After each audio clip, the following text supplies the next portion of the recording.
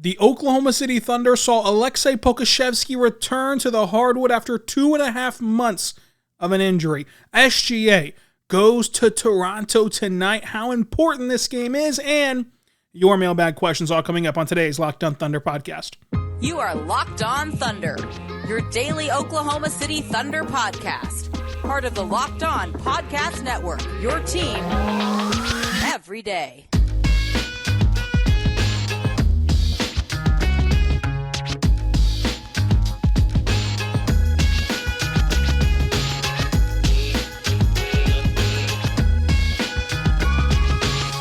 Let's get it going on the Locked On Thunder podcast, on the Locked On Podcast Network, your team every day. I am your host, media member, and editor-in-chief over at thunderousintentions.com. Rylan Styles, you can follow me on Twitter at Rylan_Styles. Follow the show on Twitter at LOThunderPod. Email the show, LOThunderPod@gmail.com. On today's show, brought to you by the Ultimate Pro Basketball GM.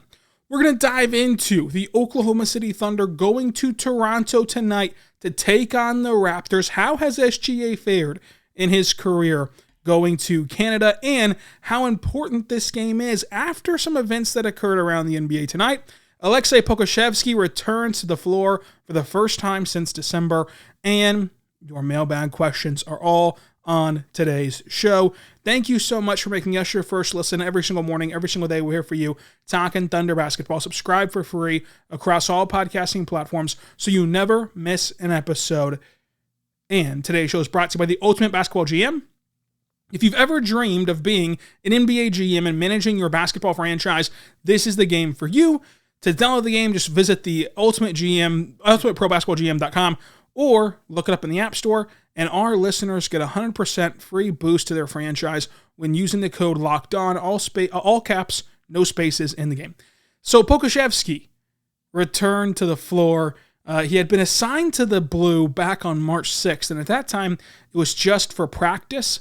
And then today, in the OKC Blue home finale, he played for the Blue against the Clippers. Pokusevski was on the Paycom Center hardwood for the first time since December. I believe it was December 27th, right? Against the Spurs. And I was there, sitting at the score table, watching Poku return. He got 7 rebounds, 6 assists, 2 blocks, 0 for 7 shooting, including a halftime heave, so really 0 for 6. 15 minutes of action. I talked to the Blue head coach, Cam Woods. I talked to Pokusevski after the game as well. But just watching Pokusevski return to the court, he looked good. I mean, he was moving really well, especially when you consider the injuries coming off of in his leg and in his leg area. It is impressive, like how he's returned and how he looks physically at this point. He was on a minute restriction in this game. I asked Cam Woods about that. Kind of the way that they did it was he played 7 minutes in the first quarter, did not play in the second quarter, re-entered in the third quarter with like 5:21 to go, and then played some in the fourth, but ultimately finished with 15 minutes of action. And Cam talked about how that was the plan going in of a 7-minute burst, playing him in those stretches to see how his body responds. Cam said that Poku throughout this time, because remember, he's been practicing with the Blue for a little bit of time now. Throughout this time, Poku has looked better and looked better physically each and every day. And he did not confirm nor deny if Poku would be traveling with the Blue for their final 3 road games. Now, this is all a guess, but if I was going to guess, I would say that the most likely scenario would be that Poku maybe goes to Frisco on Sunday because that's the shortest road trip, and it's another point where he can get game action before getting recalled. But I don't know. I have no idea what's going to happen. I asked Cam, I asked Poku. Both of them said that they didn't know, and kind of it wasn't down the road that far yet of like when the return would happen to OKC. But as of now, I would say look out for Sunday. Maybe he goes to Frisco if you're in the area to take on the Texas Legends. But ultimately, it was good to see him back on the floor. And Poku said that he felt good back out there for the first time in 2.5 months. One thing that Poku said I thought was interesting was he said that it was tough being away. Obviously, it was tough being injured, but being around the team a lot really helped him. And so that's kind of him echoing what Mark's been talking about this whole season of like the reason that we bounce these guys back and forth and like we recall them on doubleheader days, even though they might not play in the second day of the doubleheader, in the second game of the doubleheader, is because we want these guys to still be attached to our program, still be attached to our organization, and still feel a part of the team. And that kind of goes a long way with these guys, and it truly does help them whenever they're trying to get back on the floor to still feel like they're a part of the team, and it obviously helped Poku during this stretch as well. Poku said, the biggest thing that Poku said was that he needs to get his win back, and like Poku said, he needs to get his win back and be more in conditioned to play, and he's trying to get ready as fast as possible. Obviously, when you have 2.5 months off, you're not going to be in the NBA shape in terms of your wind or conditioning up and down the floor, and that's why you want to start him slow with like these 7-minute bursts at a time if you're the Blue, if you're the Thunder organization. But ultimately, I thought he played really well. Obviously, he didn't score a point, but it just didn't happen within the flow of the game. He looked really good and played his role, and that was what was impressive to me. Was this is his first game in 2.5 months. He's playing for the Blue. He's been having such a really good season with the NBA. We'll talk about that in a second. And to not press, to not try to do too much, but to just let the game come to him was really impressive. We mentioned the assists that he racked up, 6 of them. He got 7 rebounds. He made some great passes like that behind the back pass that he made in the first quarter. He had a great cut, cutting dime pass to Andre, which was great. As a Thunder fan, I'm sure you all got very excited to see Poku hooking up with Andre on that assist. But again, seeing him not press was impressive. He also mixed it up on some rebounds, which I thought was great. Obviously, the conditioning is going to come, and it's hard to judge if he was in condition or not. He says that he needs to get his win back, so obviously he wasn't. But one thing that stood out to me was the way that he boxed out for rebounds and like went up and contested for rebounds. That to me showed that he trusts himself, he trusts his legs, he trusts his body post-injury, which I think is oftentimes some of the hardest part to get back after you've had an injury like this. So that was impressive for Poku. Made some great passes, just played well, and I think that he's right. I think that the biggest thing will be trying to find his win back. But with this return, it was met with, of course, excitement, but also met with some jokes and again, low-hanging fruit jokes about Poku. But let's not forget, this is not the same Poku we've been seeing. Like this season, Poku was legitimately good. And this season, Mark and Sam spent the entire fall hyping Poku up.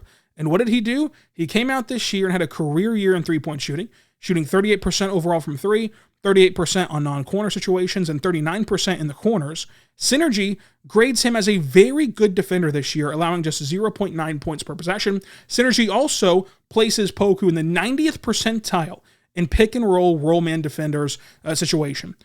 Synergy also places him in the 96th percentile when defending jump shots 0 to 17 feet. Like, he was a legit good rotational piece for OKC. Like, he was someone that helped this team. He was not the jokester, the meme, or whatever you want to make him out to be the last couple of seasons. And so if you forget the draft night high ceiling talk, right? Like the draft night stuff where people are saying how he can be a unicorn, he can be this incredible passer and all-star and superstar. Forget all of that. Just look at what he is. And when he is to this point, while still having a really high ceiling, I don't want to get into that debate right now. But just looking at what he is this year, he was a really good rotational piece that helped the Thunder win basketball games. So, like, his return is not the low-hanging fruit tanking jokes that it once was. And as we've seen with Jeremiah Robinson-Earl and Tre Mann getting DNPs, but like more specifically Jeremiah Robinson-Earl, Jerry came back, did not look the same post-injury, and he hasn't been playing. Like the Thunder are not going to do anything crazy here. I think that Poku will play for the Thunder again this year. I think that he'll play for Mark again this year at the NBA level, and they'll see how it works. They'll see if he can kind of get back in the groove. And from this Blue game, again, I know it sounds crazy because he didn't score a point, but from this Blue game, I think that he'll pick back up where he left off, and he'll be somebody that plays a nice role for OKC. The key thing here is, even though he didn't score a point, he kind of stayed within himself, and that's been maybe some of the problem with Poku the first 2 years of like he was trying to do too much, and now he's just letting the game come to him, and we saw that at the NBA level. We've seen that now today after a 2-month layoff, which shows consistency and a switch of a mindset for Poku. So he's back in the blue, and we'll see whenever he returns to the Thunder, and we'll see what happens Sunday about kind of maybe he goes to Texas, maybe he doesn't. Again, that's just an entire guess, but that's kind of the shortest and most feasible road trip, but I have no idea if he'll go on it or not. But that was the end of the Blue season at home. It was great to cover them this year, and they'll have 3 more games remaining to finish out the year. Let's talk OKC Thunder going to Toronto to play the Raptors. How this game is one of the most exciting games of the season for OKC. We'll talk about all that coming up, but first, I want to tell you right now about our good friends over at the Ultimate Pro Basketball GM. I am really geeked about our new partner and the sponsor of today's show, the mobile game Ultimate Pro Basketball GM.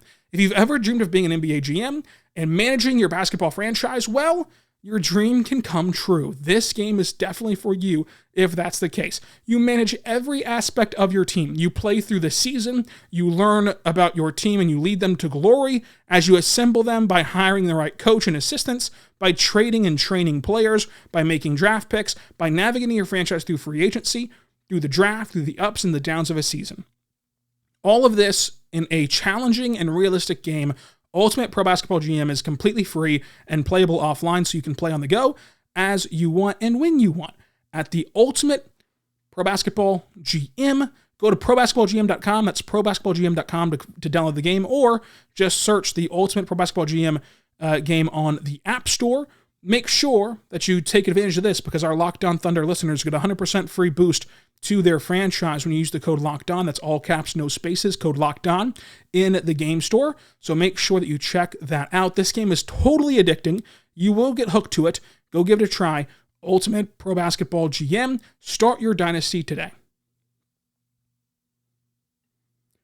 We're back on the Locked On Thunder podcast, on the Locked On Podcast Network, your team every day. Thank you so much for making us your first listen every single morning, every single day. We're here for you, talking Thunder basketball. For your second listen, check out the NBA Big Board Show, talking all about the draft as March Madness is here.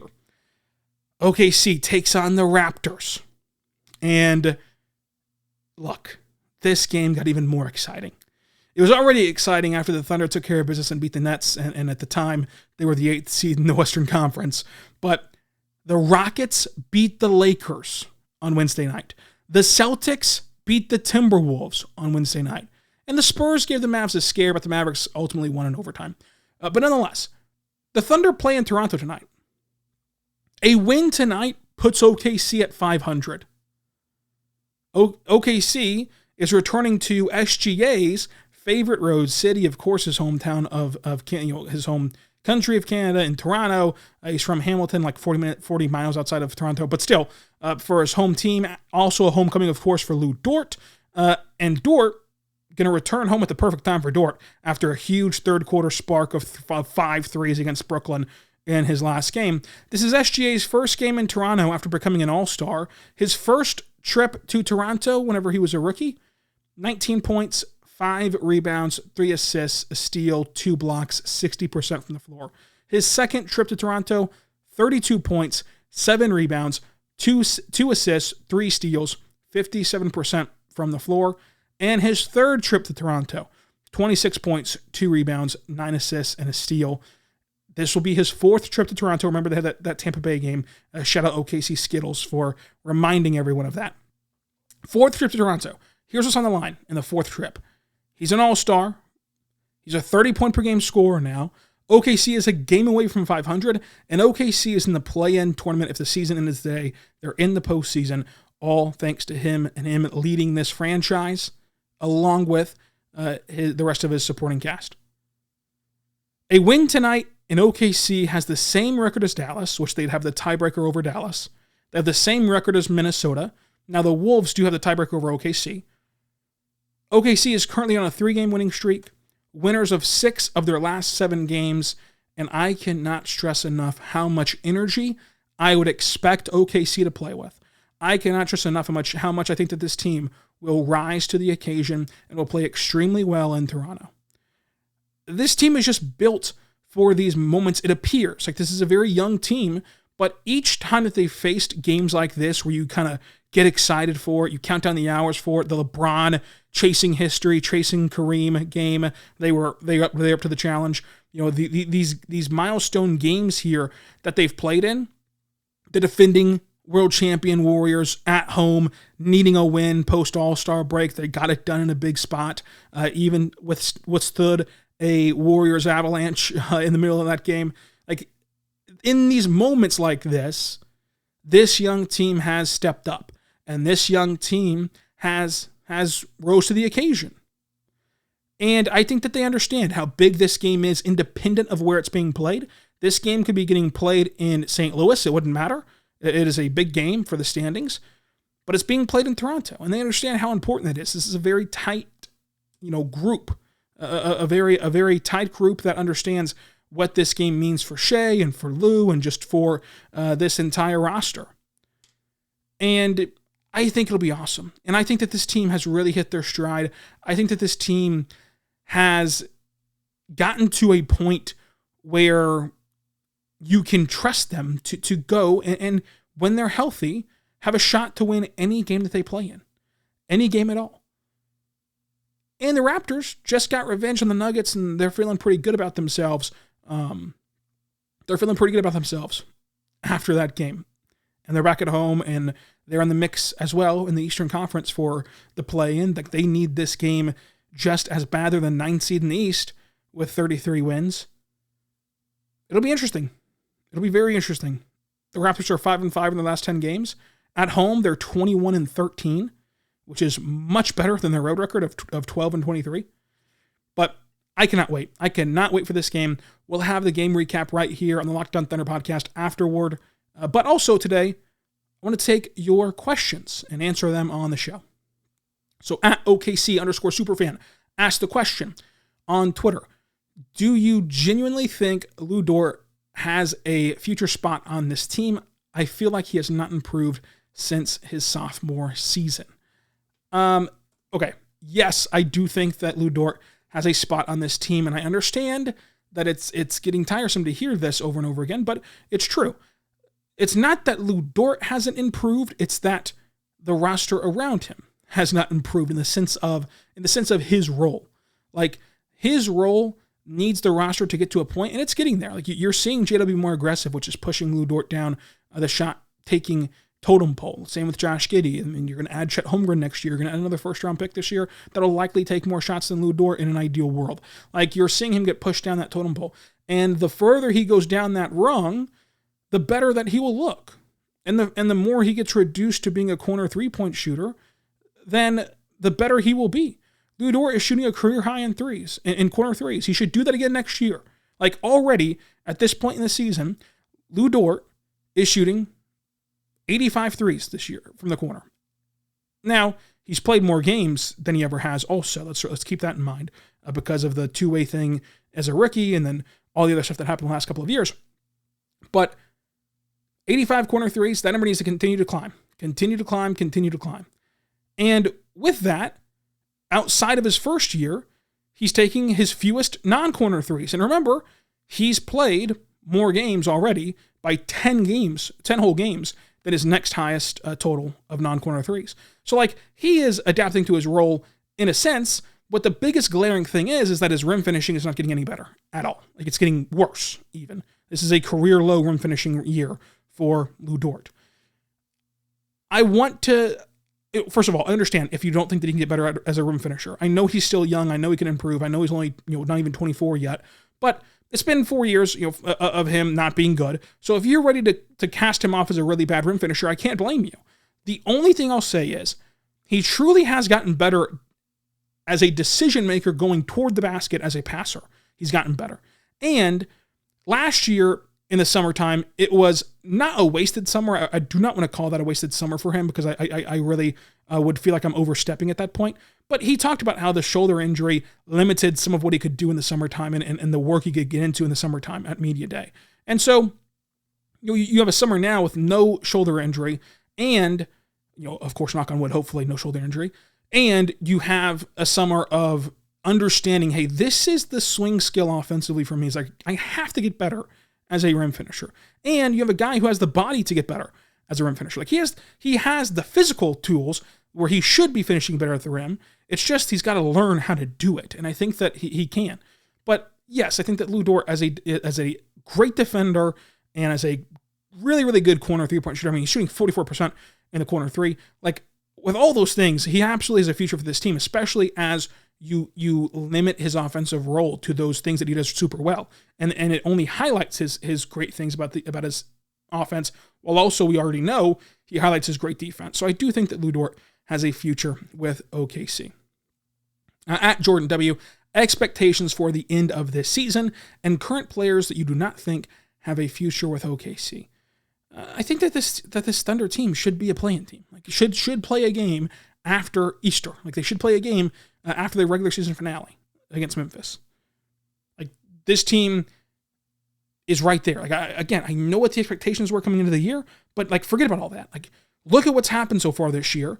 Look at the fact that they're top third overall in net rating since January 1st. Look at the fact that the teams around them do not give you any sort of confidence that they're going to be better than OKC down the stretch. The Thunder should be a play-in team. Now, it's not dire. It's not like, oh my gosh, if it doesn't happen, it's a failure. But like, they should be a play-in team, and I think that that's kind of what the road is leading to here. In terms of like current players who I don't think have a future with OKC, obviously, stock watch. Stock is down on Tre Mann. Stock is down on Jeremiah Robinson-Earl. But it's really just those two guys that like the stock watch is going really down on. And I don't know that you give up on Tre Mann yet, especially because we know the type of scoring that he could be, and we've seen him get better. However, percentage-wise, you want to say he got better, 5%, 10%, 20%, 100% better defensively from year 1 to 2. If he makes another, improvement defensively, year 2 to 3, while also figuring out how to score the ball efficiently and play as an offensive player, then in year 3, you could see a nice bounce back from Tre Mann. So, like, obviously, if you had to make a call today on what to do, I don't think he'd have a future with OKC. And when you get to that point where you start to question if they do or don't have a future, oftentimes means that they don't have a future, just like a relationship. Like, if you get to a point where you start questioning, hey, do I want to be with this person? All roads at that point likely lead to no. But still, that's kind of where I'm at with this roster. We'll have more roster questions coming up about OKC and some trade questions as well. But I do want to tell you right now about our good friends over at Built Bar. Built Bar is a fantastic protein bar that tastes just like a candy bar. Go to BuiltBar.com and check it out today, because it's March Madness, and Built Bar is bringing back the March Madness bracket. So you know that you have a favorite flavor of Built Bar. I have a favorite flavor of Built Bar as well, and we can see who will be voting and who will win this tournament. For me, the decision is easy. It is cookies and cream. That is my favorite flavor of Built Bar. You can go right now and vote for cookies and cream Built Bar, and then you will be able to win a free box of Built Bars after a drawing where 50 lucky Locked On Thunder listeners, Locked On listeners, will be given a free box of Built Bars. Not only that, but one Locked On fan will win a 12-month subscription to Built to have a Built Bar or Puff delivered monthly straight to your door. So, I'll be voting for cookies and cream. If you want the Thunder to win, then you'll be voting for that bar to support your team and support your Built Bar and your Puff. Check it out today. You got to try Built Bar. Built Bar is fantastic. And you got to check it out today by going to BuiltMarchMadness.com right now to vote for your favorite bar or Puff and pick up a box while you're there as well. You can vote every day in March, so hop in and support your pick, which is cookies and cream. Also want to tell you, speaking of picks, about FanDuel. FanDuel is America's #1 sports book. Go to FanDuel.com/lockdown right now. And if you're a new customer, that's even better, because if you get a no-sweat first bet up to $1,000, that's bonus bets back if your first bet does not win. It is March Madness time, folks. Download the FanDuel Sportsbook app. Go to FanDuel.com/lockdown. You can bet on everything from the money line to the point spread to three-pointers drained to who will score the most points. You can bet on everything in the NBA, in the World Baseball Classic, in March Madness. You can bet on everything at FanDuel Sportsbook. I want to check it out right now. Let's see. What are the lines? What are the action? Kansas is a 22.5-point favorite over Howard. That line is extreme. Like, that is extreme for that line. Oral Roberts, plus 6.5 over Duke. I kind of like that. Although, is that a sucker bet? Because we're all in on Oral Roberts. Are we all in too much to where Duke actually wins? This is the topsy-turviness of March Madness. I'll give you my winner today. Louisiana, plus 11.5 over Tennessee. Tennessee does not have Ziegler. They need Ziegler. Don't have the Zig. They need the Zig. They need Ziggy Stardust. I'm going to go Louisiana, plus 15.5. That's the winner. Check it out today at FanDuel.com/LockedOn. That's FanDuel.com/LockedOn. Make every moment more with FanDuel, the official sports betting partner of Locked On in the NBA. We're back on the Locked On Thunder podcast on the Locked On Podcast Network, your team every day. I am your host, Rylan Stiles. You can follow me on Twitter at Rylan_Stiles. Follow the show on Twitter at LOThunderPod. Email the show, LOThunderPod@gmail.com. At Cameron says, would you like the idea of the Thunder trading some of their picks to get higher in the draft with someone like Brandon Miller in mind? Yeah, I would love the idea of trading up in this draft. Now, I'm not so sure that you can get Brandon Miller. I don't know. Maybe you can. We've talked about trading up in this draft for a long time. But yeah, Brandon Miller would be a perfect fit for OKC. On the floor, off the floor. Obviously, that seems like a big, hard no in terms of off the floor for OKC specifically. But on the court, he'd be good. Even trading up to like 10th to get Grady Dick would be awesome, I think, for OKC. Or 9th or 8th or however well he plays himself into the lottery. Grady Dick would be a perfect fit for OKC. So yeah, I love the idea of trading up in this draft. I think that this draft is miles ahead of 2024 where you have 4 first-round picks, and if you can wheel and deal, that'd be great. At Frank Dorsey, does the development of our rookies plus the additions of Joe and Saric make Presti reevaluate what OKC is going to do in the draft? To me, it's no, because those guys don't do anything to discourage your draft plans. Like, yeah, Isaiah Joe's an electric three-point shooter. Like, forget about the March slump so far. He's an electric three-point shooter. You still need more shooters. Like, you still need another three-point shooter and more three-point shooters. Saric is just a rotational big. If you can bring him back, he'd be like a rotational big. And the rookies, like, they're playing well. Like, J-Dub is awesome. J-Will is awesome. Usman's awesome. Chet's going to be awesome. But you still need another bucket getter. Like, I would love to see him get another bucket getter that can really pour it in for OKC. So I don't think that you do anything except for take the best person, like take the best player that you can find in this draft. The Thunder have so many needs still in the sense of like so many different guys that they can see fitting into their image. Like you could see a pure sharpshooter fitting into what OKC is doing. You could see a bucket getter fitting into what OKC is doing. That way the second unit has a guy that is just a pure scorer that fits within the flow of an offense as well, obviously. You can use rebounding, whatever the case is. So it really comes down to best player available for OKC still, even though they're on an obscene trajectory of young talent in their system. At Byam37, who would you choose as a future piece? J-Will, JRE, or Poku? I'm a big J-Will guy. J-Will's my number 1. Poku's my number 2. JRE's number 3. But I really like all of them. Like you know that I've been partial to all of them on this podcast. But J-Will number 1, Poku number 2. I talked about it on draft night. Like on draft night, whenever they selected J-Will and JRE are redundant. One of them was going to put themselves and plant their flag as the guy. And so far, it's been J-Will. I will say, as a little asterisk, I will say, you run this poll this time last year, and JRE is thought of a lot differently than the way he's thought of right now. So, like, we'll have to wait and see with J-Will in year 2. But for me, I think that J-Will has a little more upside and does a little more things at an above-average plus clip than JRE. And for Poku, we talked about how good he was in segment number 1. At Coach Brimmer, if we draft in the middle of the draft again, who do you think will be the best available player in the middle of this year's draft class? So, in the middle of this draft class, I think it's hard right now to do that because there's no true consensus. But let's just assume for this purpose that your board is some order of Victor, Scoot, Brandon Miller, the Thompson twins, Jerice Walker, Cam Whitmore, Nick Smith. Let's assume that's your top 8. That's the top 8 on Tankathon right now. Let's assume that all those guys are included in your top 8. From there, it comes down to where you have guys like Catholic George, Grady Dick, Taylor Hendricks, Chet Howard. For me, in the middle of the draft class, I'll consider that in the sense of like where the Thunder could pick, not like the mathematical middle. Although I've never passed a math class, so I have no idea what the mathematical middle is. I'll consider 10 through 17. Let's just get crazy and do 17. Grady Dick, of course, Keontae George at the very top.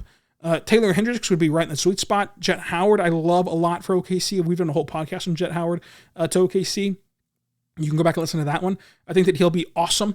And then I love Chris Murray, personally. I understand that you can look at him and not think he has upside, and you want more than just a 3-and-D type of player with your first-round pick. But I really like what he can bring to OKC specifically. So that's kind of some names that I'm at right now. Believe me, and you know if you listen to this podcast for a couple of years now, we're going to hit draft coverage. Heavy.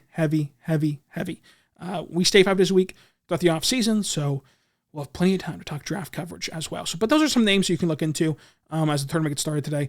Taylor Hendricks playing in the NIT, played really well against Florida on Wednesday. At rhenny501. Any chance we see Chet in the postseason? Should OKC make it? No. Chet Holmgren is not going to play this year.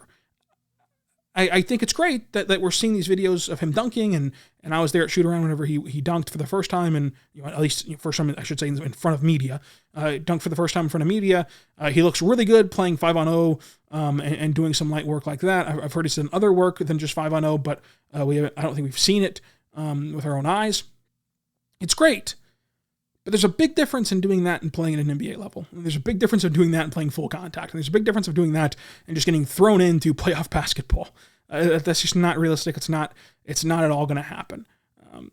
And you don't want it to happen. You don't want that to be, like, we all have it made up in our mind that, like, it would be some storyline, WWE stuff where he comes out the tunnel unexpected in the play-in tournament and he starts and he goes for 30 points and lifts the Thunder to a playoff. It's not going to work out that way. That does not happen. This is not a Disney movie. So you work next year, you have that carrot dangling. You get to have your cake and eat it too. You get to see this team go to the postseason this year, and then next year you still have a fancy, shiny, brand new rookie prospect in Chet Holmgren, plus a 2023 first-round pick and a really good draft class. So no, it's not going to happen, and it shouldn't happen, and we shouldn't even want it to happen. We should want to save that present. It's like we've gotten a little spoiled here, opening a few presents early. We can convince Mom to let us go downstairs and open up a few Christmas presents on Christmas Eve, and then now we're only left with one present under the tree, and we're like, well, we might as well open it right now. No, save it. Save it for actual Christmas, which is, in this case, October 19th next year. So, nonetheless, that's been today's show. Cannot wait for tonight's game against Toronto. We'll be back tomorrow to recap that game. And until then, be good and be good to one another.